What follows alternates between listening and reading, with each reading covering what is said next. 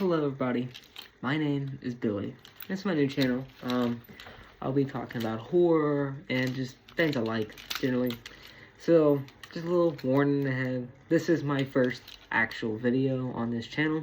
I'm not that great with editing. I'm a real big horror guy, so I just kind of wanted to make some videos about it. So there won't be clips of what I'm talking about in these videos. You're just going to have to find them out on YouTube or watching the movies, of course. But we're going to be talking about the backstory and origin story of Freddy Krueger. So here's what I'm counting as canon. I'm not counting Freddy's Nightmares or the comics or the remake or New Nightmare, as all these films here take place outside of the franchise or just kind of different universes spin-offs. So I'm just talking about the original 7 films, part 1 all the way to Freddy vs. Jason. Just to clear the air on that.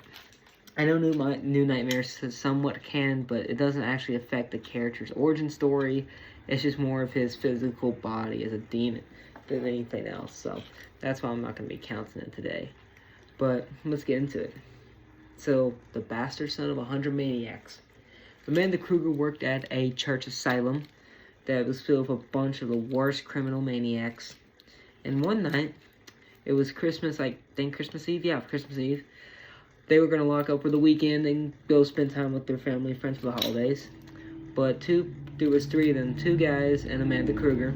And Amanda Krueger was doing her usual counting with her notepad and was just checking up on if everybody was there for a count for the weekend. But the guys didn't know she was still in there, so they closed the door and locked it and left. And with that, she could not escape. The doors were locked, of course, because of these maniacs. So they brutally raped and abused her. This supposedly went past the weekend for, at least from what part 3 says, a couple of days. So what we can tell, it's either probably like 4 or 5 days they had her.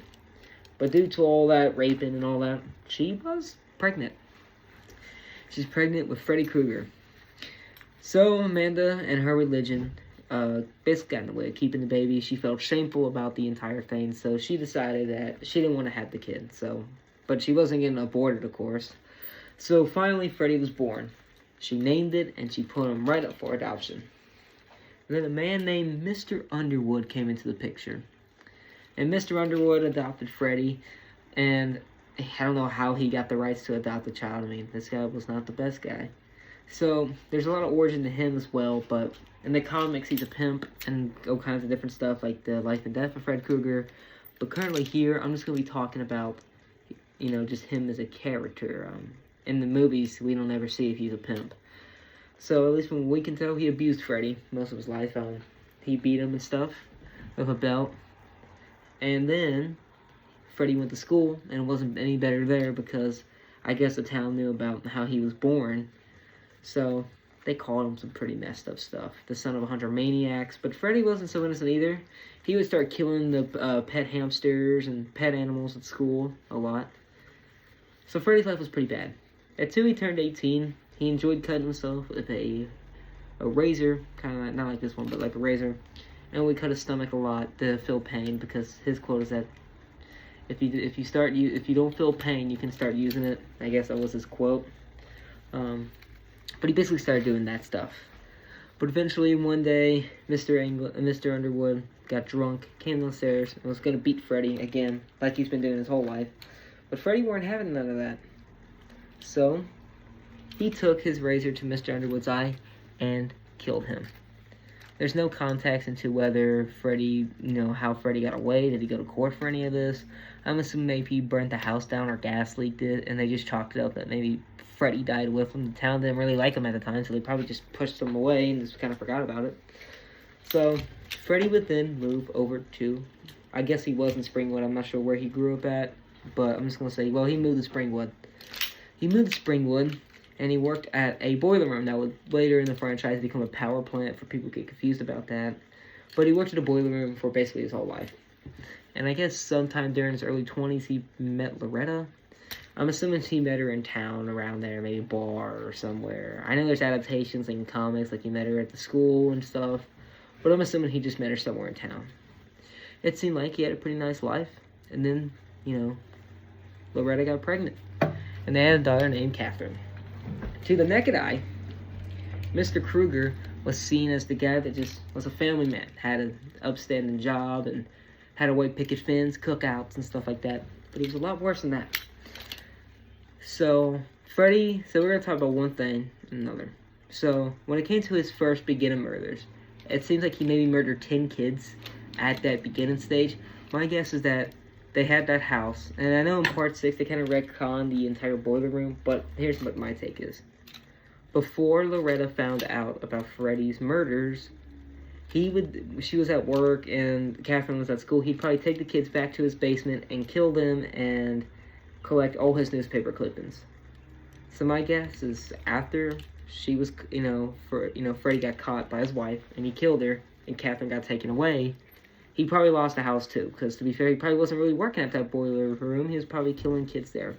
So my guess is that he took all the stuff and he basically became homeless and moved into the boiler room and took all the stuff there with him. So I'm going to stop right here. There's a lot of people that are going to get this confused.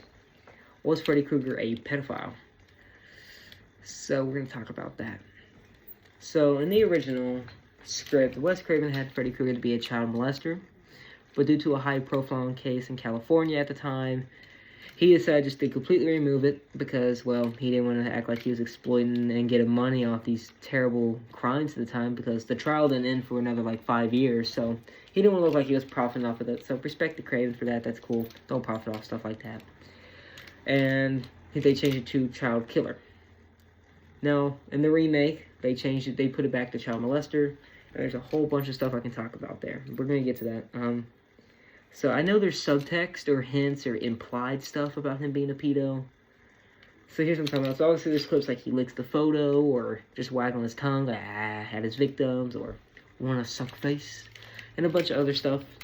But at least, and also one thing, there is that newspaper clipping in part 5 that says acquitted. So maybe he was innocent on that crime. But yes, there is hints and stuff.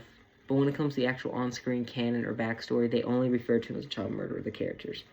If you don't see the newspaper clipping, there's only little subtext in the dream world when he acts funny with his victims or makes sadistic jokes. And that's all I really have to go off of there. So, you can, basically, how I think it is, you can interpret it whatever you want him to be. I think there's really no subtext in the films. I mean, yeah, there's certain stuff he does. I feel like that doesn't pop up into Freddy vs. Jason. How he looks the photo, or whenever the little girl meets Laurie and says, his name's Freddy Krueger, he loves children, especially little girls. But again, it's never referenced by characters, so the only really on-screen canon that we have is a newspaper clipping that's on the screen for, I'm not joking, only a second of screen time, and that's completely it. So I said, he's just a child murderer, in my eyes. But to many fans, he could be both. It's up to fan interpretation, so whatever you want to view the character as is up to you. But for me, I'm going off what was on-screen canon, what goes on in the films, and what the characters say. So at least from that, I'm not going to say he's a pedo or a child molester. That's just not how it's going to go here on my channel. I've never viewed Freddy as that. I get where people come from, though. There is plenty of subtext to maybe view him as that, but not here. So, yeah. But that's up to you to debate.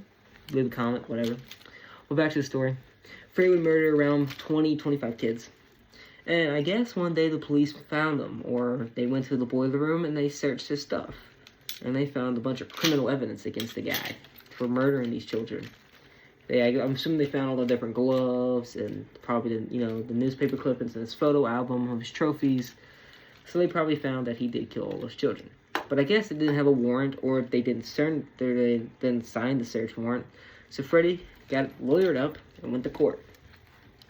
Of course, everybody knew he did. And I mean, the guy was laughing in court. If you watch Freddy Nightmares, which I'm not counting as canon like I previously stated, but I mean, it's Robert Englund, and he's laughing pretty bad about that stuff. That's pretty fucked up.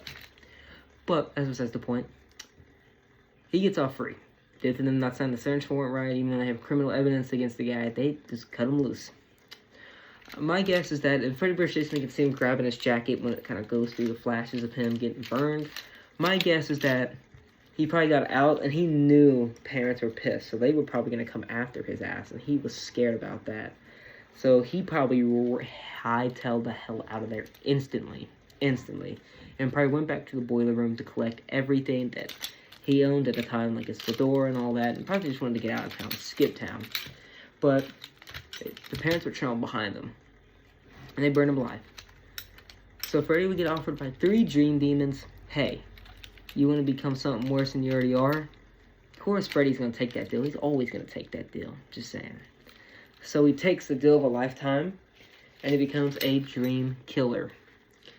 So there you go. That's the backstory. We covered a lot of things here.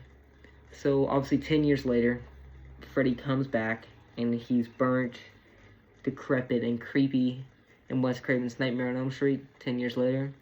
And he's stalking Nancy, Glenn, Rod, and Tina. Has their new victims to add to the kill count. So there you go. That was the backstory of Freddy Krueger. I think I covered everything pretty nicely. I didn't want to keep it very long. I could do all kinds of in-depth stuff on why he does the certain actions, but I'm just keeping it simple to the actual story. There's a lot of fan interpretation about different changes of the backstory, but I'm keeping on-screen film canon here. So there you go. So this is my first video. I might honestly come back to this maybe later when I'm better at editing and adding clips and stuff into it. Because I wanted to add clips like, you know, showing his mother, himself, Mr. Underwood, Loretta, Catherine. I'm not good at that. But I'm here to get the first video down. So there you go. That is Freddy Krueger's backstory. Hope you enjoy. Please like and subscribe if you enjoyed this. So yeah, I'm going to try to be posting more backstory videos. But it might be a while because I'm actually going to try and get good at editing. But I just want to get my first video out of my favorite horror icon, the Dream Demon himself. So, yeah. See you guys, and sweet dreams.